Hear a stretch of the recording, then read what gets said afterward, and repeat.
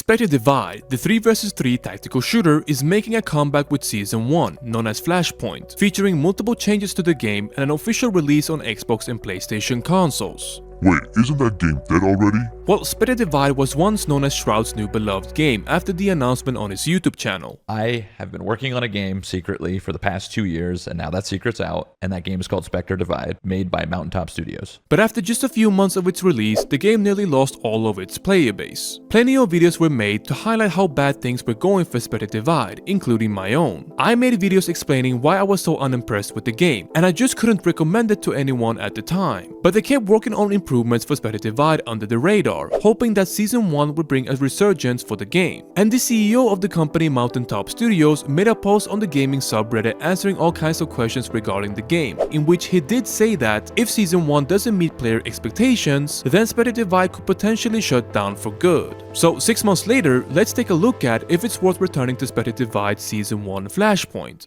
Fine, whatever. Show me what you got, Shroud. A lot of updates have been added in Season 1, but the ones I want to highlight are the features that should have been there from the start. This includes a match history where you can finally review your own performance, a battle pass to make progress and earn cosmetic rewards, a more streamlined user interface across various menus, a new map called Canal, which seems to bring out more of that cyberpunk atmosphere to it, and a new sponsor/hero known as Monarch Tactical with distinct abilities. Then they made a bunch of other minor improvements across all aspects. They have overhauled some of the previous maps, added a new economy system that is more simplified and easy to understand, as well as minor improvements for audio and visuals. But arguably the biggest update to Season 1 in my opinion is the change to Spectre Divide's core gameplay, the introduction of a sprinting mechanic.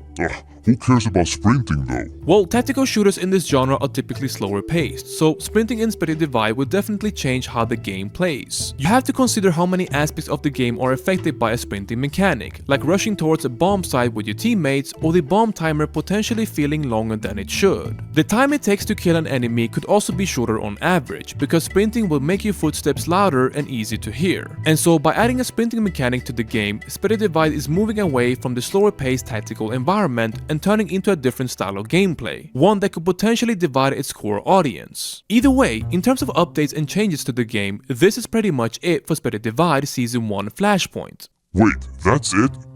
There's nothing else? Well, here's the thing, Spectre Divide would now finally be considered a completed game because of the added features and improvements, and the game is obviously in a much better state than it was previously. You can also check out the list of highlighted updates added to Season 1. If you are a new player and have no idea about this game, then I don't see why you wouldn't give it a try. If you're into tactical shooters and want to try something new, then I think you should. I even played Spectre Divide a couple of hours back then before I decided to quit entirely, but you may find that the game is interesting for you, so why not? However, the reality is that if you are a returning player like me and you didn't like the game previously, then it may not be enough to convince you to play again. The game's main selling point, as stated by the CEO of the company, has always been the Duality mechanic, an ability that lets you control two characters at the same time, in which you can set up utility and make strategic outplays. That Duality mechanic is basically Yura in Valorant, haha. Well, not really, but it is the core feature of Spectre Divide that is meant to attract players from other games. But clearly, the Duality mechanic has been pretty underwhelming, because players did not find it innovative enough. In most cases, it just serves as a second life, allowing you to continue playing after your first character has died. If you thought that the Duality mechanic was a bit gimmicky, well, that still remains to be the case. And so if Spectre Divide's main selling point isn't attractive enough to most players, then what else does the game really offer? There was also a mention of different gameplay modes in the subreddit, but they won't be added until Season 3, and only God knows if the game will even make it that far. This means that they won't have a different gameplay mode other than ranked and casual, which is very disappointing. All in all, I felt like I was playing the exact same game as previously, only with the addition of the sprinting mechanic. They clearly don't care about you old players. Well, they have stated multiple times that they are excited to see how the console audience will receive the game, meaning that they are focusing on trying to reach new players for Spectre Divide. The CEO of the company said that there really isn't any reason for players to continue playing the current version of the game. But again, Season 1 Flashpoint doesn't really come with a lot of new content, and there's also no crossplay between PC and consoles. Besides, I think that this game is once again releasing in a very bad time. I mean, do you even remember Shroud playing Spectre Divide for about a week or so, only to then completely forget that the game ever existed and decided to play Deadlock instead? There are better upcoming shooter games than this, Mosles. While the release date of Spectre Divide surely does make me skeptical, with games like Fragpunk that has way more content and features to offer, and an open alpha of Splitgate 2 that will be available just shortly. I just think that there's too much competition in the market at the moment. The best possible outcome for Spectre Divide would be to build a community like the finals, where they have consistently been able to develop more content and sustain an audience large enough to fund the game's development. While I do hope for the best of Spectre Divide Season 1 Flashpoint, I feel like they haven't done enough to justify a comeback for a majority of the players. But anyways, that is just my own opinion. Let me know in the comment section below what you guys make of this. Do you feel like they have done enough with Season 1 Flashpoint, or do you believe that Spectre Divide will eventually shut down? If you like this video and want to see more similar content, then subscribing to the channel would help me a lot.